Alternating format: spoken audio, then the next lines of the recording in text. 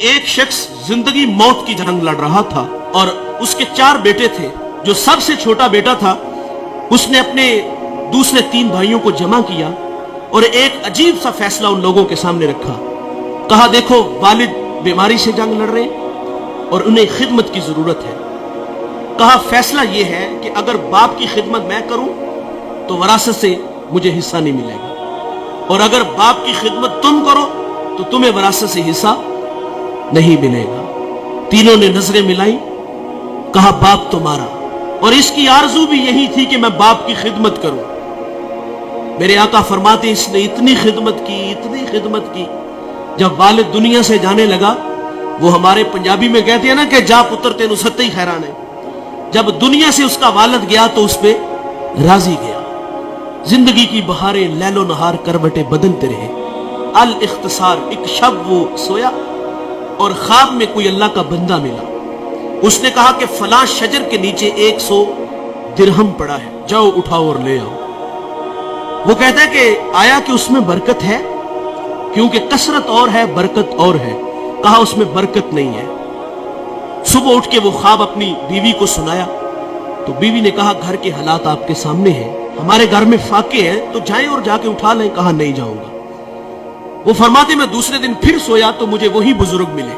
کہا بیٹے وہاں 10 درہم پڑے ہیں. کہا برکت ہے؟ کہا برکت نہیں ہے. تیسرے دن پھر ملے. کہا وہاں 1 درہم پڑا ہے. کہا برکت ہے؟ کہا ہاں اس میں برکت ہے. گئے اور وہاں 1 درہم پڑا تھا، اٹھایا اور بازار چلے گئے. اور وہاں ایک شخص آواز دے رہا تھا 1 درہم میں 2 مچھلیاں.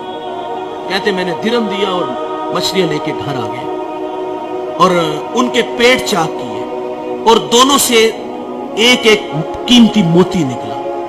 وہ موتی لے کے بازار گیا، سنار کو دکھایا تو اس نے کہا پورے بازار میں اس کی قیمت کوئی نہیں دے سکتا. بھلا زمانہ تھا، آج تو دھا لگا لیتے ہیں نا.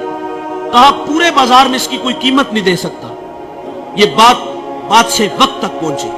اس نے جواہری بلائے اور کہا اس موتی کی قیمت لگاؤ. سنو دوستو، اس موتی کی قیمت 1000 درہم، 10,000 درہم، 1,00,000 درہم نہیں. اس ایک موتی کی قیمت 30 خچر. ان پہ جتنا سونا لاد لیا جائے اس ایک موتی کی قیمت ہے پاتی ہے. وہ گھر لے گیا. بادشاہ نے پھر طلب کیا تیرے پاس کوئی اور اس طرح کا موتی ہے؟ کہا ہاں ہے. کہا بیچتے ہو؟ کہا ہاں بیچتا ہوں. قیمت کیا لوگے؟ کہا اب ڈبل لوں گا. پہلے ریٹ تمہاری مرضی کا تھا، اب میری مرضی کا. کہا ڈبل لوں گا. اس نے پھر 60 خچر ان پہ سونا لاد کے اس کو دے دیا. اس شہر کا بادشاہ کے بعد سب سے امیر آدمی وہ بنا. کون؟ جس نے بوڑھے باپ کی خدمت کی. جس نے باپ کی خدمت کی وہ اس شہر کا امیر شخص بنا. اور دوستو دولت ہی سب کچھ نہیں، ماں باپ بہت بڑی دولت ہے. جب وراثت تقسیم ہوتی ہے نا تو بھائی کوئی کہتا ہے وہ کارنر والا پلاٹ میرا، فلاں فیکٹری تیری. جائیداد تقسیم ہوئی تو جو ہے وہ ایک دوسرے کو کہا تیری وہ اور میری وہ. اور جب بوڑھے ماں باپ کی باری آتی ہے تو اس وقت تماشا دیکھنے والا ہوتا ہے. وہاں ہر بیٹے کی آرزو یہ ہوتی ہے کہ یار یہ باپ دوسرے بھائی کے کھاتے میں چلا جائے نا تو میں تھوڑا سا آسودہ ہو جاؤں گا. اب کوئی کہتا ہے 1 مہینہ تم میرا ذرا نکالو نا، میرے تو بچے چھوٹے چھوٹے ہیں، میرے خرچے زیادہ ہیں. اور بچپن میں وہ 500 کی دہاڑی لگاتا تھا اور اس کے 5 بھائی تھے تم. اس نے ایسا تو نہیں کیا کہ تمہیں دارالامان میں چھوڑ آیا ہو، ایسا تو نہیں ہوا کہ کسی کے آگے تمہیں بیچ آیا ہو. وہ 8 سے 18 گھنٹے کام کرتا رہا ہمارے لیے.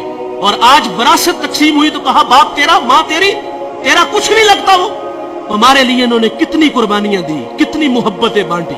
آج کی اس بزم میں میں اور آپ عزم کریں کہ آج کے بعد ہم ماں باپ کا دل نہیں دکھائیں گے. ماں باپ ناراض ہیں تو ابھی جا کے ان سے معذرت کر لیں. یقین جانے ایک لمحہ لگتا ہے. میں پچھلے دنوں ٹوبہ ٹیک سنگھ ایک جگہ خطاب کرنے گیا تو وہ بچہ مجھے دلائل دینے لگا کہ والدین کی زیادتی ہے. بڑی عجیب سی باتیں کرنے لگا. لیکن میں نے اس کے دل کے دروازے پہ دستک دی.